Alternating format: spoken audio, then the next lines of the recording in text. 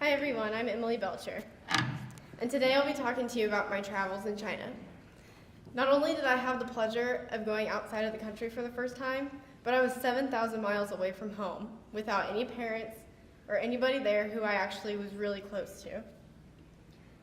Our first day there, we were in Beijing. After finding our tour guide, Mary, we went to our first meal in China, and we walked across the busy streets. The food in China is honestly some of the best food I've ever had, and I could honestly go back just for the food by itself. After we had our first meal, we went to a supermarket. The supermarket was just like any other supermarket or grocery store that you would see in the US, except everything was in a different language. We were asking our teacher questions, trying to find out what everything meant, but it was a learning experience nonetheless. The language barrier was always a concern for me, even though I had taken Chinese for 3 years prior to this trip. Once I got there and I was immersed in the culture and I was surrounded by the people speaking the language, I realized that I knew so much more than I had given myself credit for, and I had multiple realizations throughout the entire trip. The first place that we went was Tiantan Park. This is the People's Park. It's right next to the Temple of Heaven. And there's a stone at the top of the staircase that is called the center of the world. So I literally stood on top of the center of the world. There's a Chinese tradition as to why it is called this. People will pray or they will just stand or rub the stone for good luck. Our next stop was the Forbidden City. The Forbidden City goes on forever. The orange roofs and the architecture is magnificent. There's nothing like it. The entire time we were there, I was blown away by how far the view went and how everything looked the same, but everything was so different at the same time. And the moment that we had all finally been waiting for had arrived, the Great Wall.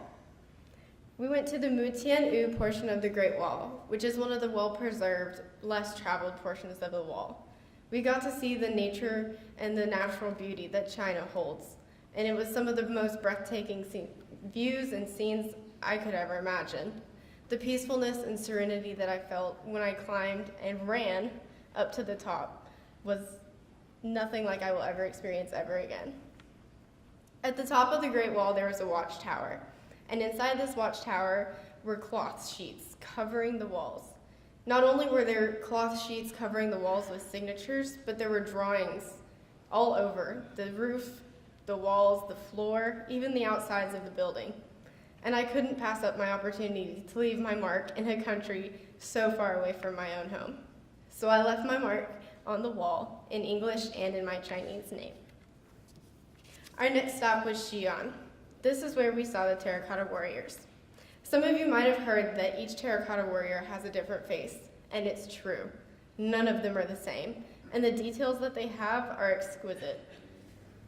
There's paint from their creation still on the warriors, and there is only one warrior that is completely intact from the moment it was discovered, and it's called the Kneeling Archer.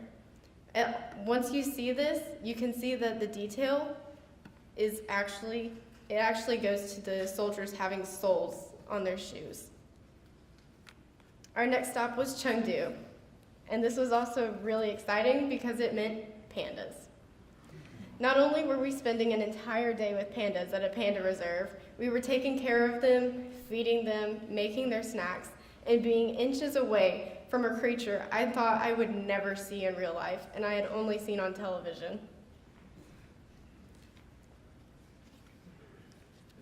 Our last stop was Shanghai. It's the city. It's basically the Dallas of China.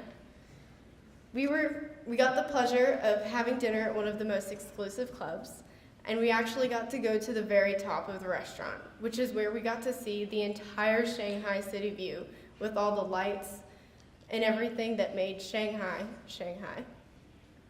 Throughout this trip, I realized that going outside of my boundaries and going to a different country by myself really opened up what I wanted to do and found my passion for talking to people and creating new experiences, no matter how difficult or scary or how far away I am from home. The experiences I had here will be ones that I will remember forever, and I would never change a thing. Thank you.